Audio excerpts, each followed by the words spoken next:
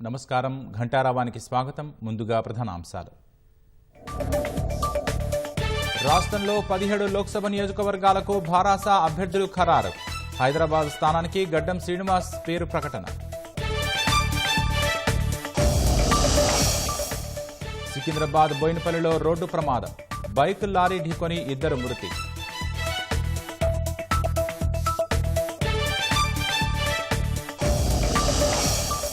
రాష్ట్ర వ్యాప్తంగా ఉత్సాహంగా సాగుతున్న హోలీ సంబరాలు. రంగులు చల్లుకుంటూ ఆబాల గోపాలం కేరింతలు.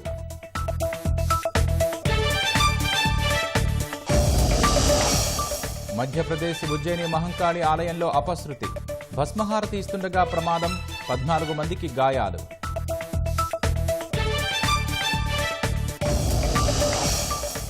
మెదక్ జిల్లాలో వన్యప్రాణుల దాహం తీర్చేలా ఏర్పాట్లు. అడవిలో నీటి కుంటలు, చెక్ డ్యాంలు నిర్మించిన అధికారులు.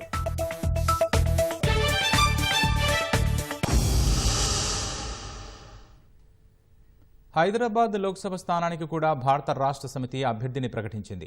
పార్టీ సీనియర్ నేత గడ్డం శ్రీనివాస్ యాదవ్ను హైదరాబాద్ నుంచి పార్లమెంటు బరిలో దింపాలని పార్టీ అధినేత కేసీఆర్ నిర్ణయించారు. అందుకనుగుణంగా గడ్డం శ్రీనివాస్ యాదవ్ అభ్యర్థిత్వాన్ని ప్రకటించారు. దీంతో లోక్సభ ఎన్నికల కోసం రాష్ట్రంలోని అన్ని స్థానాలకు భారాస అభ్యర్థులను ప్రకటించినట్లయింది. 17 స్థానాలకు గాను 3 ఎస్సీ, 2 ఎస్టీ స్థానాలు, మిగిలిన 12 స్థానాల్లో సగం స్థానాలు అంటే 6ంటిని బీసీలకు కేటాయించారు.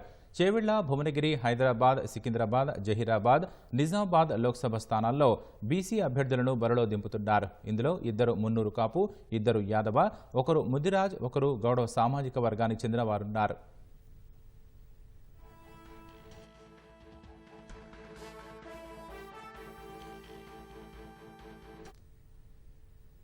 రాష్ట్రంలో మిగిలిన 8 లోక్సభ స్థానాలకు ఈ నెల 27న అభ్యర్థులను కాంగ్రెస్ ప్రకటించే అవకాశం ఉంది. ఈ మేరకు సీఎం రేవంత్ రెడ్డి వరుస సమీక్షలు చేస్తున్నారు. నాయకుల్లో ఏకాభిప్రాయాన్ని తీసుకువచ్చేందుకు కాంగ్రెస్ రాష్ట్ర వ్యవహారాల ఇన్ఛార్జ్ దీపాదాస్ మున్షి కూడా ప్రయత్నిస్తున్నారు. ఎల్లుండి జరిగే కాంగ్రెస్ కేంద్ర ఎన్నికల కమిటీ సమావేశంలో అభ్యర్థుల ఎంపికపై తుది నిర్ణయం తీసుకుంటారని పార్టీ వర్గాలు వెల్లడించాయి. రాష్ట్రంలో ఇంకా అభ్యర్థుల ఖరారు కాని లోక్సభ స్థానాలపై కాంగ్రెస్ కసరత్తు ముమ్మరం చేసింది. 17 ఎంపీ నియోజకవర్గాలకు గాను ఇప్పటికే 2 విడతల్లో 9 మంది అభ్యర్థుల్ని ప్రకటించింది. మరో 8 నియోజకవర్గాలకు అభ్యర్థులను ప్రకటించాల్సి ఉంది. ఆయా నియోజకవర్గాల నాయకుల్లో ఏకాభిప్రాయం తెచ్చేందుకు కాంగ్రెస్ రాష్ట్ర వ్యవహారాల ఇన్ఛార్జ్ దీప్దాస్ మున్షి, ముఖ్యమంత్రి పీసీసీ అధ్యక్షుడు రేవంత్ రెడ్డి, మిగతా ముఖ్య నేతలు ప్రయత్నిస్తున్నారు. భువనగిరి, మెదక్, నిజామాబాద్, ఆదిలాబాద్, వరంగల్, హైదరాబాద్, కరీంనగర్, ఖమ్మం నియోజకవర్గాలకు అభ్యర్థుల వేట కొనసాగుతోంది. కొన్ని నియోజకవర్గాల్లో అభ్యర్థుల ఎంపిక పూర్తి చేసినప్పటికీ స్థానిక నాయకత్వం నుంచి అభ్యంతరాలు వ్యక్తమవుతున్నట్లు తెలుస్తోంది. పంచాయతీరాజ్ శాఖ మంత్రి సీతక్క సూచించిన వారికే ఆదిలాబాద్ టికెట్ ఇవ్వాలని రాష్ట్ర నాయకత్వం నిర్ణయించినట్లు తెలుస్తోంది. హైదరాబాద్ నియోజకవర్గానికి సుప్రీంకోర్టు న్యాయవాది షెహనాజ్ ను ప్రకటిస్తారని భావించినా ఎటూ తేలలేదని తెలుస్తోంది. హైదరాబాద్, ఆదిలాబాద్ అభ్యర్థుల ఎంపికపై ఒక నిర్ణయానికి రాలేకపోతున్నారని సమాచారం.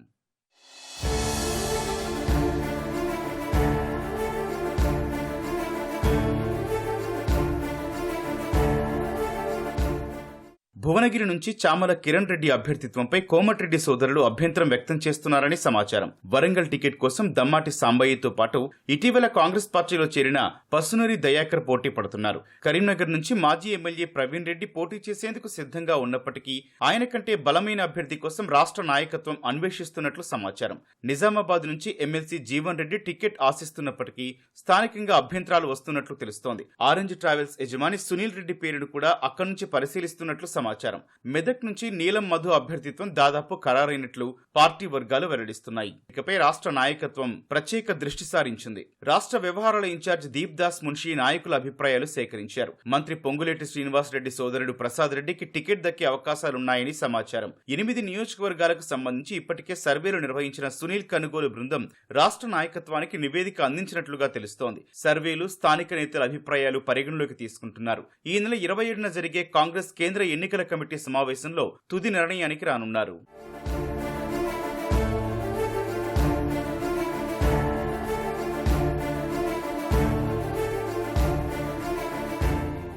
రాష్ట్రంలో 14 ఎంపీ స్థానాలు గెలవాలనే పట్టుదలతో ఉన్న సీఎం రేవంత్ రెడ్డి ఆ దిశగా వ్యూహాలకు పదును పెడుతున్నారు. ఇప్పటికే మల్కాజ్గిరి లోక్సభ పరిధి నాయకులతో ప్రత్యేకంగా సమావేశమైన ఆయన ఆదివారం మహబూబ్ నగర్, నాగర్ కర్నూల్ నేతలతో భేటీ అయ్యారు. లోక్సభ ఎన్నికల్లో అనుసరించాల్సిన వ్యూహాలపై నేతలకు రేవంత్ రెడ్డి దిశానిర్దేశం చేయనున్నారు. ప్రజాపాలన సహా గ్యారంటీల అమలును ప్రజలకు చేరవేయాలన్నారు. నేతలంతా సమన్వయంతో పనిచేసి ఉమ్మడి పాలమూరు జిల్లాలో 2 పార్లమెంటు స్థానాలతో పాటు ఎమ్మెల్సీ అభ్యర్థిని గెలిపించుకోవాలని రేవంత్ రెడ్డి స్పష్టం చేశారు. లోక్సభ ఎన్నికల సందర్భంగా రాష్ట్ర వ్యాప్తంగా అధికారులు ఓటర్లకు అవగాహన కార్యక్రమాలు నిర్వహిస్తున్నారు. ఎన్నికల నిబంధనలు ప్రతి ఒక్కరూ పాటించాలని కోరుతున్నారు. భద్రాద్రి కొత్తగూడెం జిల్లా ఇల్లందులో డీఎస్పీ ఎన్ చంద్రబాను, సిఐ కరుణాకర్ ఆధ్వర్యంలో అవగాహన కార్యక్రమాలు నిర్వహించారు. రాజకీయ పార్టీలో ఎన్నికల నిబంధనలు పాటిస్తూ సహకరించాలని, ప్రజలందరూ 50,000 రూపాయలకు పైగా నగదు తమ వెంట తీసుకువెళితే తగిన ఆధారాలు చూపించాల్సి ఉంటుందని డీఎస్పీ తెలిపారు. ప్రజలు నిర్భయంగా ఓటు హక్కును వినియోగించుకోవాలని, ప్రశాంతమైన వాతావరణంలో ఎన్నికలు జరుపుకోవాలని బెల్లంపల్లి ఏసీపీ రవికుమార్ కోరారు. ఎన్నికల సందర్భంగా హైదరాబాద్ బేగం బజార్లో నిర్వహించిన వాహన తనిఖీలలో 25 లక్షల రూపాయలు పట్టుబడినట్లు పోలీసులు తెలిపారు.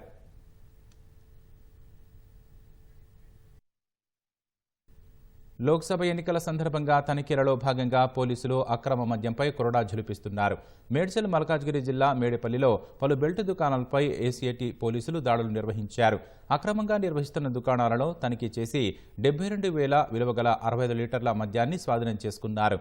నిందితులపై కేసు నమోదు చేసి స్టేషన్కు తరలించారు.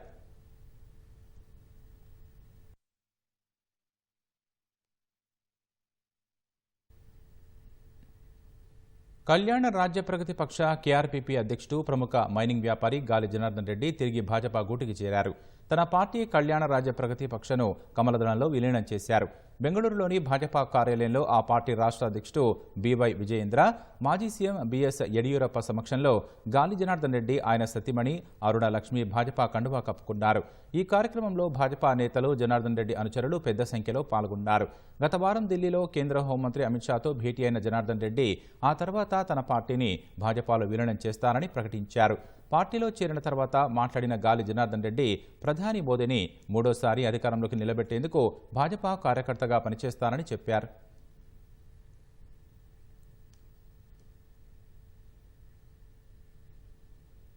అభివృద్ధి, సంక్షేమ నినాదంతో మోదీ సర్కార్ మూడోసారి అధికారం అందుకోవాలని పట్టుదలగా ఉంది. గత 10 ఏళ్లలో చేపట్టిన అభివృద్ధి కార్యక్రమాలను, వాటి వివరాలను ప్రజల ముందు ఉంచుతోంది. రోడ్లు, రైల్వేలు, పేదలకు ఇళ్ల నిర్మాణం, ఎల్పీజీ కనెక్షన్లు, స్వచ్ఛ భారత్, నమామి గంగే, కోవిడ్ సమయంలో అందించిన టీకాల సమాచారాన్ని ప్రజలకు వివరిస్తోంది. 2047 నాటికి భారత్ను అభివృద్ధి చెందిన దేశంగా మార్చేందుకు వికసిత్ భారత్ నినాదం అందుకుంది. మరో 3 ఏళ్లలో ప్రపంచంలోనే 3వ అతిపెద్ద ఆర్థిక వ్యవస్థగా మార్చుతామని మోదీ సర్కార్ ధీమాగా ఉంది. ఈ అభివృద్ధి యాత్ర కొనసాగాలంటే తమను మరోసారి ఆశీర్వదించాలని కోరుతోంది.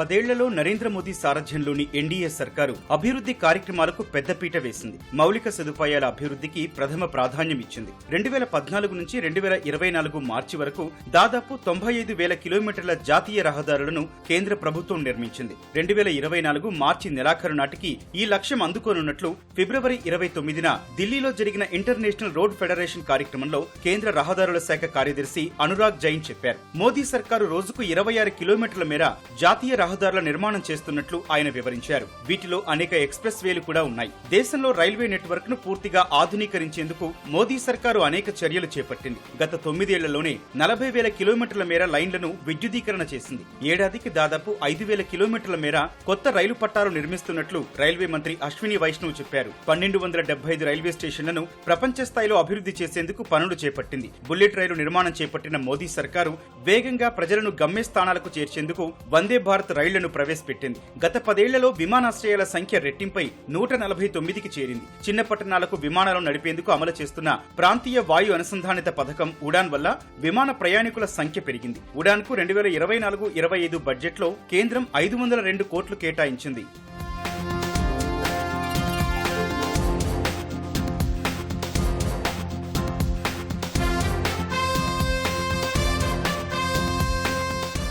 2047 నాటికి అభివృద్ధి చెందిన దేశంగా భారత్ను మార్చడమే లక్ష్యంగా వికసిత్ భారత్ నినాదంతో మోదీ సర్కారు ముందుకు సాగుతోంది. 2014లో ప్రపంచంలో 11వ స్థానంలో ఉన్న భారత ఆర్థిక వ్యవస్థను 5వ స్థానానికి తీసుకొచ్చినట్లు మోదీ సర్కారు చెబుతోంది. దేశ ఆర్థిక వ్యవస్థ 2030 నాటికి $7 ట్రిలియన్ చేరుతుందని బడ్జెట్ సందర్భంగా విడుదల చేసిన కేంద్ర ఆర్థిక శాఖ నివేదిక తెలిపింది. వచ్చే 3 ఏళ్లలో జీడీపీ $5 ట్రిలియన్ చేరి ప్రపంచంలో 3వ అతిపెద్ద ఆర్థిక వ్యవస్థగా భారత్ అవతరిస్తుందని ఆ నివేదిక తెలిపింది. వికసిత్ భారత్ 2047 రోడ్ మ్యాప్ లో జాతీయ విధానాలు, ఆకాంక్షలు, లక్ష్యాలు, ఆ దిశగా చేపట్టాల్సిన కార్యాచరణ గురించి కేంద్ర సమగ్రంగా పొందుపరిచింది. ఆర్థిక వృద్ధి, సుస్థిర అభివృద్ధి లక్ష్యాలు, మౌలిక సదుపాయాలు, సామాజిక సంక్షేమం, సులభతర వ్యాపారం వంటి విషయాల్లో భారత్ తన లక్ష్యాలు నిర్దేశించుకుంది.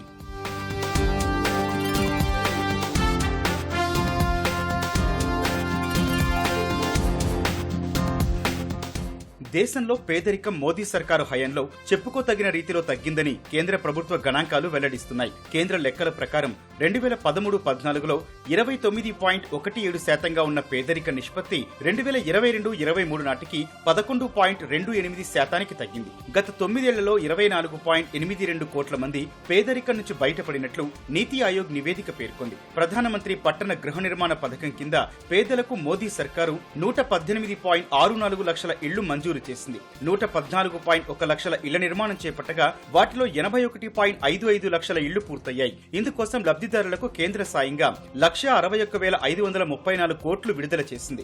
గ్రామీణ గృహ నిర్మాణం కోసం 3,24,29,742 మంది నమోదు చేసుకోగా 2,94,81,833 ఇళ్లను మోదీ సర్కారు మంజూరు చేసింది. వాటిలో 2,58,63,912 ఇళ్ల నిర్మాణం పూర్తయినట్లు కేంద్ర గ్రామీణాభివృద్ధి శాఖ తెలిపింది.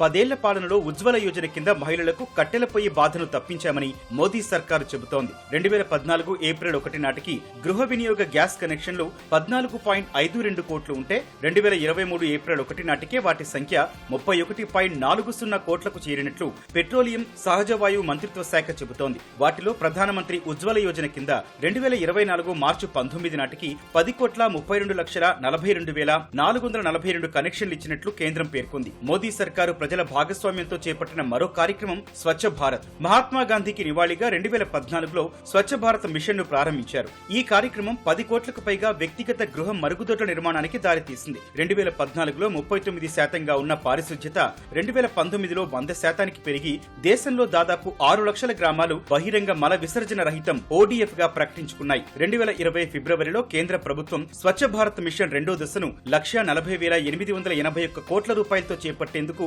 ఆమోదం తెలిపింది.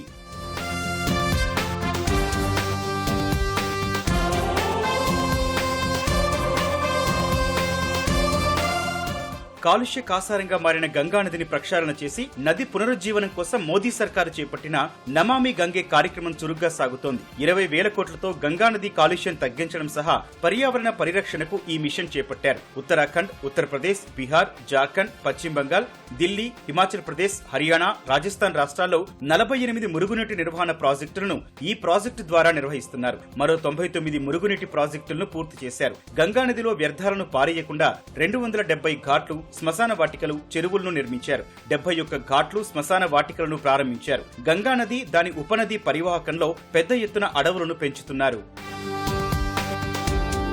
సురక్షితమైన త్రాగునీరు లేక అనేక రోగాల బారిన పడుతున్న ప్రజలను రక్షించేందుకు కేంద్రంలో మోదీ సర్కారు తెచ్చిన కార్యక్రమమే జల్ జీవన్ మిషన్. ఈ కార్యక్రమం ద్వారా గ్రామీణ భారతంలో అన్ని గృహాలకు 2024 నాటికి కుళాయి ద్వారా సురక్షితమైన త్రాగునీరు ఇవ్వాలని నిర్ణయించారు. గ్రామీణ భారతంలో 19,29,74,470 కుటుంబాలుండగా 2024 మార్చి 20 నాటికి 14,54,60,481 కనెక్షన్లు ఇచ్చినట్లు జలశక్తి శాఖ తమ వెబ్సైట్ లో పొందుపరిచింది. తద్వారా 75% ఇళ్లకు కుళాయి ద్వారా తాగునీరు అందిస్తున్నట్లు పేర్కొంది.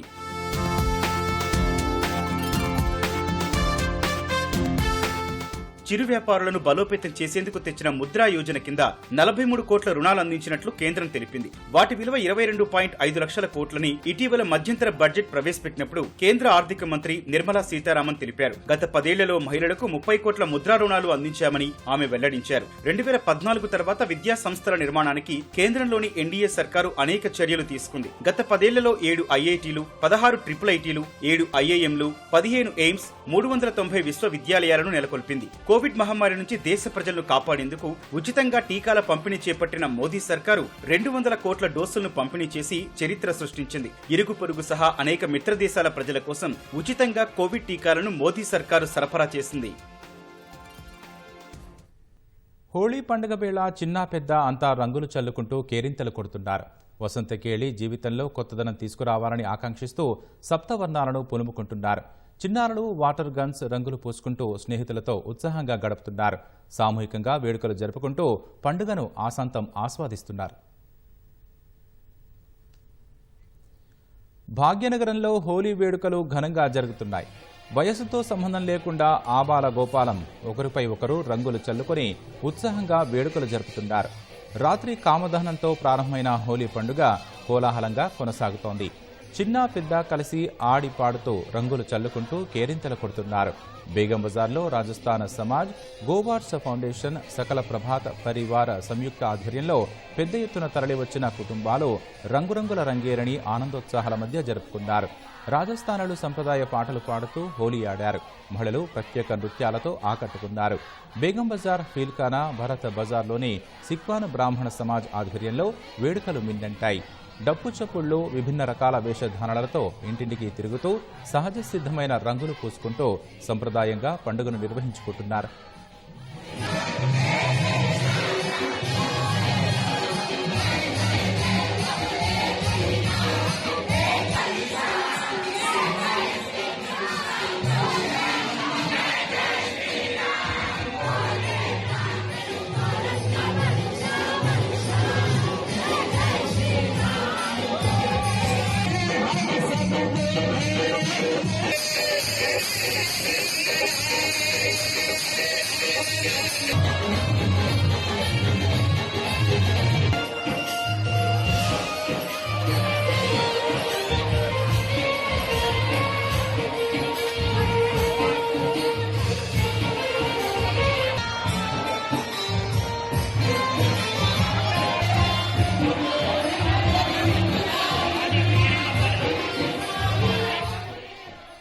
సికింద్రాబాద్లో పలుచోట్ల హోలీ సందర్భంగా కాముని దహనం చేశారు.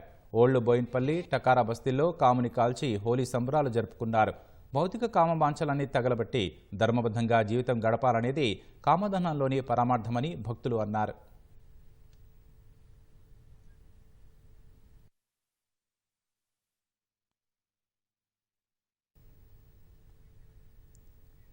ఆదిలాబాద్లో యువత హోలీ సంబరాలతో హోరెత్తించారు. పరస్పరం రంగులు పూసుకుంటూ పండుగ శుభాకాంక్షలు తెలుపుకున్నారు. నిజామాబాద్లో డీజే పాటలకు నృత్యాలు చేస్తూ హోలీకి సరికొత్త శోభను తెచ్చారు. దుబ్బాక నియోజకవర్గ వ్యాప్తంగా చిన్న పెద్ద రంగుల పండుగను రెట్టించిన ఉత్సాహంతో జరుపుకుంటున్నారు. హనుమకొండలో పరకాల మాజీ ఎమ్మెల్యే చల్లా ధర్మారెడ్డి నివాసంలో కుటుంబ సభ్యులు, సన్నిహితులతో హోలీ సంబరాలు జరుపుకున్నారు. నిర్మల్ ఎస్పీ క్యాంపు కార్యాలయంలో వేడుకలు అట్టహాసంగా జరుపుకున్నారు. ఎస్పీ జానకి శర్మిల, ఏఎస్పీ కాంతిలాల్ పటేల్ సిబ్బందితో కలిసి రంగులు జల్లుకున్నారు. డీజే పాటలకు సిబ్బంది లయబద్ధంగా నృత్యాలు చేసి సందడి చేశారు. రామగుండం సిపి శ్రీనివాస్, పోలీసు ఉన్నతాధికారులు సిబ్బందితో హోలీ ఆడారు. రంగుల వేడుకను ప్రతి ఒక్కరూ ఆనందోత్సాహాల మధ్య జరుపుకోవాలని కమిషనర్ ఆకాంక్షించారు.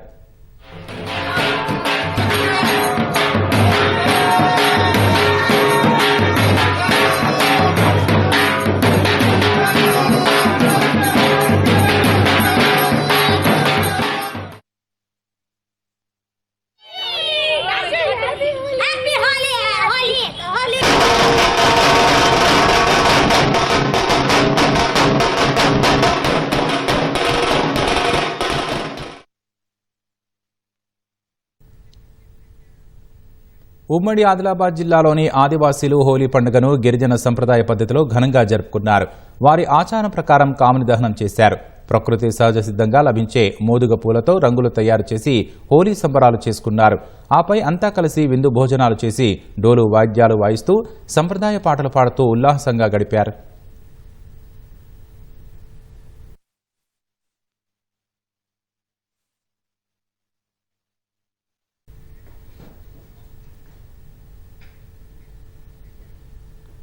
మధ్యప్రదేశ్లోని ఉజ్జయిని మహాకాళేశ్వర ఆలయంలో సంప్రదాయ భస్మహారతి నిర్వహిస్తుండగా అపశృతి చోటు చేసుకుంది. హోలీ సందర్భంగా ఆలయంలోని గర్భగృహంలో భస్మహారతి నిర్వహిస్తుండగా కర్పూరంపై రంగుల పొడి పడడంతో ఒక్కసారిగా మంటలు అంటుకున్నాయి. ఈ ఘటనలో సేవకులు సహా 14 మంది పూజారులు గాయపడ్డారు. క్షతగాత్రులను ఆలయ సిబ్బంది హుటాహుటిన సమీపంలోని ఆసుపత్రికి తరలించారు. అందులో 8 మందిని మెరుగైన చికిత్స కోసం ఇందౌర్కు తరలించారు. హోలీని పురస్కరించుకుని ఆలయంలోని గర్భగృహంలో భస్మహారతి నిర్వహిస్తుండగా ప్రమాదం జరిగిందని ఉజ్జయిని కలెక్టర్ నీరజ్ కుమార్ సింగ్ తెలిపారు.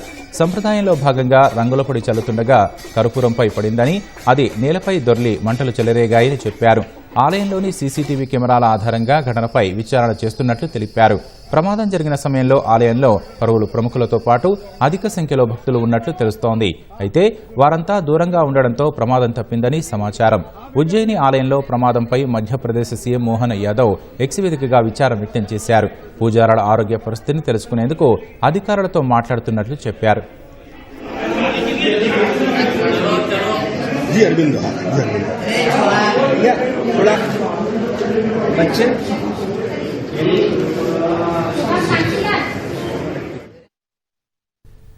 ఢిల్లీ ఆలీపూర్లోని ఓ ఆయిల్ గోడౌన్లో భారీ అగ్ని ప్రమాదం జరిగింది. క్షణాల వ్యవధిలోనే ఆ ప్రాంతంలో భారీగా మంటలు చెలరేగాయి. పెద్ద ఎత్తున పొగ అలముకుంది. అగ్నిమాపక సిబ్బందికి సమాచారం ఇవ్వడంతో హుటాహుటిన అక్కడకు చేరుకున్నారు. మంటలు భారీ స్థాయిలో ఉండడంతో 34 ఫైర్ ఇంజన్లతో మంటలార్పుతున్నారు. అగ్ని ప్రమాదంలో ఎవరూ గాయపడలేదని అధికారులు తెలిపారు.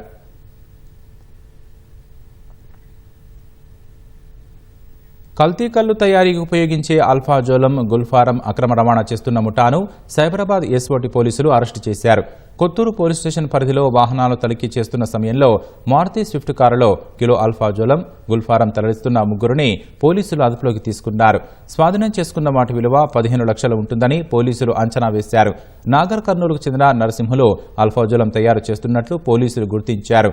అతడి నుంచి నిందితులు సేకరించి వివిధ జిల్లాల్లో కల్లు దుకాణాలకు విక్రయిస్తున్నట్లు దర్యాప్తులో తేలింది. అల్ఫాజోలం అక్రమ రవాణా ద్వారా వచ్చిన నగదుతో అనిల్ గౌడ్ మారుతి స్విఫ్ట్ కారును కొనుగోలు చేసినట్లు పోలీసులు తెలియజేశారు. స్వాధీనం చేసుకున్న కేజీ అల్ఫాజోలం 6 లక్షల లీటర్ల కల్లులో కలపడానికి సరిపోతుందని విచారణలో పోలీసులు తేల్చారు. గ్రాము సుమారు 600 లీటర్లలో కలుపుతారని వివరించారు.